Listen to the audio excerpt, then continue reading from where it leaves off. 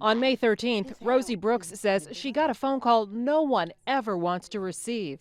Well, she identified herself as Jennifer from Mercy Hospital. She was a social worker, and she was looking for relatives of Alfonso Bennett. And I told her that was my brother. And she said, well, he's here in ICU. Brooks rushed to Mercy with her sister, Brenda Bennett Johnson. They had him on the ventilator, and they had a tube in his mouth. They both looked at the man in the hospital bed, brought in as a John Doe, and said, I cannot identify this as my brother. They kept saying CPD identified this person as our brother. Brooks says hospital staff said the man had been beaten badly, especially in the face.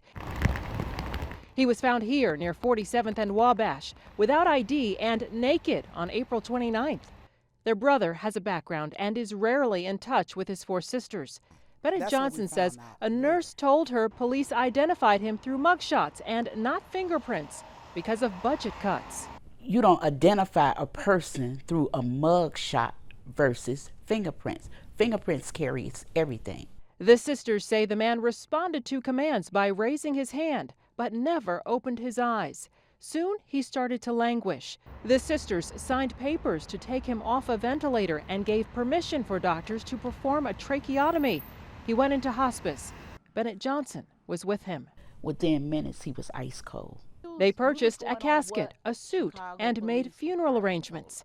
Around the same time, they received a phone call from one of their other sisters. She called my sister Yolanda to say, it's a miracle. It's a miracle. Brenda, it's Alfonso, it's Alfonso, it's Alfonso. I say, you kidding. I almost had a heart attack.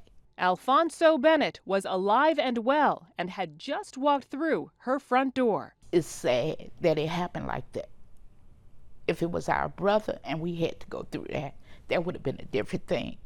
But we done made all kind of decisions on someone that wasn't our family.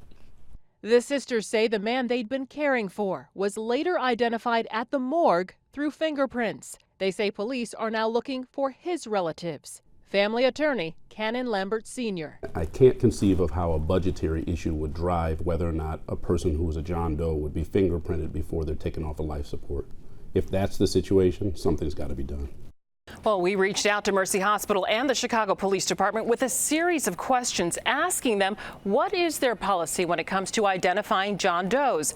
A Mercy spokesperson would only say the family did identify this patient as their brother. Chicago police told us they're taking this very seriously and launching an investigation. Sources told me police only take fingerprints when a person commits a crime or is taken to the morgue, which ultimately happened in this case, but not before Bennett's family had to go through a very unusual situation. We're going to be staying on top of this story to get the answers for you. Live in the newsroom, Suzanne Le Mignot, CBS 2 News. Brad, Erica. Okay, Suzanne, thank you.